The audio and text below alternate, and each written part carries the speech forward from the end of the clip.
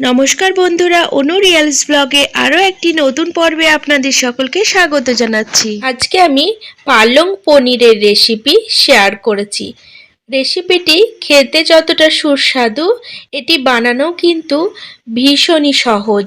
তো পুরো ভিডিওটি দেখুন, আশা করছি ভিডিওটি আপনাদের ভালো লাগবে। তো পালং পনির বানানোর জন্য পালং শাক ভালো করে পরিষ্কার করে ধুয়ে কেটে রেখেছি। এবার আমি ওভেনের ওপর একটি কড়াই বসিয়ে দিয়েছি আর এতে জল গরম করতে দিয়েছি। তো জল গরম হয়ে গেছে ভালো মতো। এবার পালং শাকগুলো এই জলের মধ্যে দিয়ে দেব।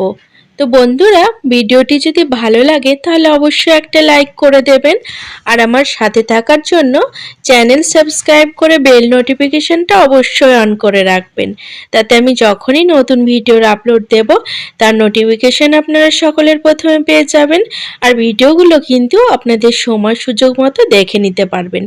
তো পালং শাকের মধ্যে অল্প পরিমাণে লবণ দিয়ে দিচ্ছি। এবার পালং শাক 2 থেকে 3 মিনিট গরম জলে ভাপ দিয়ে নেব। তো এই ভাপ দেওয়ার সময় এতে লবণ না দিলেও চলবে, কিন্তু আমি অল্প পরিমাণে লবণ দিলাম। তো এটা হোক, ততক্ষণে আমি মশলাটা বানিয়ে নেব। তার জন্য মিক্সিং জারে আদা দিয়েছি আর এখানে রসুন দিয়েছি। রসুনের পরিমাণ দেখতে পাচ্ছেন বেশ খানিকটা দিয়েছি। একটি বড় সাইজের টমেটো কুচি দিয়ে দিলাম আর ঝালের জন্য 2টো কাঁচা লঙ্কা দিয়ে দিচ্ছি। এবার মশলাটা পিষে নেব। তো ঝালটা অবশ্যই আপনারা আপনাদের পছন্দ মতো কম বেশি করে নেবেন। এখানে দেখতে পাচ্ছেন মশলাটা বানিয়ে নিয়েছি। এদিকে 2 মিনিট হয়ে গেছে আর এখানে পালং শাক খুব ভালো মতো ভাপ দেওয়া হয়ে গেছে। তো এখন আমি জল থেকে পালং শাকগুলোকে ছেঁকে তুলে নিচ্ছি। তো পালং শাক তুলে নেওয়ার পরে এই ভাপ দেওয়ার যে জলটা থাকবে সেই জল আমি ফেলে দেব না, এই জল আমি রান্নায় ব্যবহার করব। তো এই জলটাকে একটি পাত্রে ঢেলে রাখছি। তো বন্ধুরা, এদিকে দেখতে পাচ্ছেন পালং শাকগুলো ঠান্ডা হয়ে এসেছে। খুব বেশি ঠান্ডা হয়নি, কিন্তু যতটুকু ঠান্ডা হয়েছে যথেষ্ট। এবার আমি রান্নাটাই শুরু করব। তার জন্য একটি বড় সাইজের মিক্সিং জারে পালং শাকের কুচিগুলো দিয়ে দিলাম। এবার এটিকে স্মুথ একটি পেস্ট বানিয়ে নেব। তো বন্ধুরা, পালং শাকের এই রেসিপিটি আপনারা ভাত দিয়ে খান কিংবা রুটি, পোলাও, পরোটা সব কিছুর সাথে কিন্তু খেতে ভীষণই দুর্দান্ত লাগে। তো বন্ধুরা, এখানে পেস্ট বানিয়ে নিয়েছি, দেখতে পাচ্ছেন খুব সুন্দর কালারটাও এসছে। এবার রান্নাটি করব, তার জন্য ওভেনের ওপর কড়াই বসিয়ে নিয়েছি আর কড়াইয়ে কিন্তু বেশ খানিকটা সর্ষের তেল দিলাম। তেল গরম করে নেব। তেল এখানে খুব ভালো মতো গরম হয়ে গেছে। এবার 1 চামচ জিরে ফোড়ন দিলাম, 2টো শুকনো লঙ্কা দিচ্ছি আর 2 টুকরো মতো দারচিনি দিলাম আর কয়েকটি এলাচ দিলাম।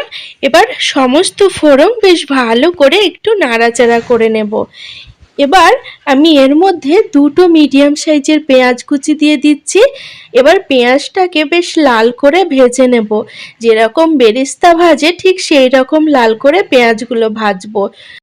তো বন্ধুরা, এই পালং পনির আপনারা যদি নিরামিষভাবে রান্না করতে চান সেক্ষেত্রে পেঁয়াজ আর রসুনটা দেবেন না, তাতেও কিন্তু ভীষণই সুস্বাদু হবে এই রান্নাটি।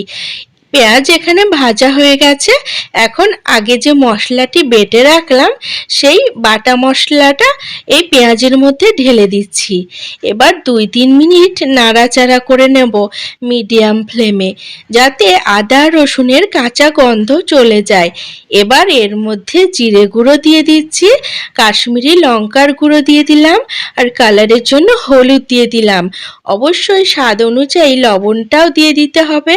এখন সমস্ত উপকরণ বেশ ভালো করে কষিয়ে নেব। তো তরকারিটা খেতে কতটা সুস্বাদু হবে সেটা কিন্তু সম্পূর্ণভাবে নির্ভর করছে এই মশলা কষানোর ওপর। তো বন্ধুরা, এবার কিন্তু স্বাদ মতো 1 চামচ চিনিও দিয়ে দিলাম। তো বন্ধুরা, মশলাটা ভালো করে কষিয়ে নিতে হবে। আমি দেখতে পাচ্ছেন এখানে মশলাটা খুব সুন্দর করে কষিয়ে নিয়েছি, মশলা থেকে তেল ছেড়ে এসেছে। এখন এর মধ্যে আগে থেকে পালং পাতার পেস্ট দিয়ে দিচ্ছি। এই পেস্ট দেওয়ার পরে আরও 2 থেকে 3 মিনিট নাড়াচাড়া করে নেব।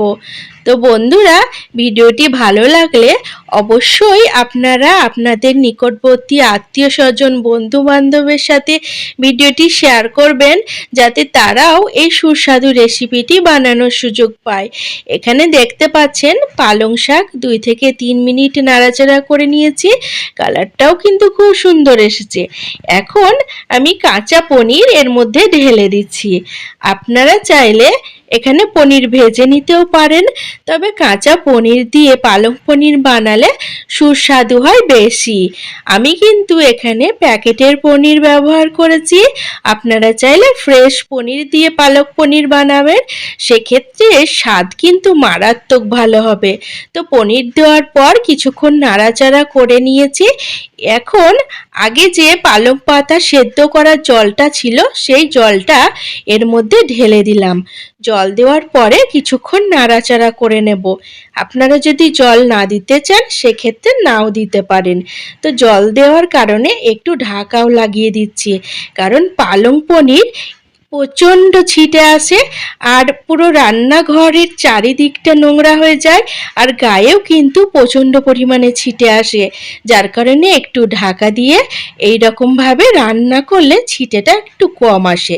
তো 2 মিনিট ঢাকা দিয়ে রান্না করার পরে দেখতে পাচ্ছেন এর কালারটা কিন্তু খুব সুন্দর এসেছে, আর এটা অনেকটা গ্রেভি ঘন হয়ে এসেছে। এখন এর মধ্যে ওপর থেকে গরম মশলা গুঁড়ো দিয়ে দিলাম, আর 1 চামচ ঘি দিয়ে দিচ্ছি। তো ঘি দেওয়ার কারণে কিন্তু এই পালং পনিরটার টেস্ট খুবই সুন্দর হবে। আপনারা চাইলে ঘি না দিতেও পারেন, কিন্তু ঘি দিলে বেশি সুস্বাদু হয়। তো ঘি আর গরম মশলা দেওয়ার পরে 2বার নাড়াচাড়া করে দিয়ে আরও 1 মিনিট এইভাবে রান্না করব। এবার কিন্তু এটিকে নামিয়ে নেব আর গরম গরম পরিবেশন করব। এটি গরম ভাত কিংবা রুটি, পরোটা, পোলাও সব কিছুর সাথে খেতে কিন্তু খুব ভালো লাগবে। আপনারা কিন্তু এইভাবে পালং পনির বানিয়ে পরিবারের সকলকে খাওয়ান। আশা করছি সকলে ভীষণই পছন্দ করবে আর খুশিও হবে।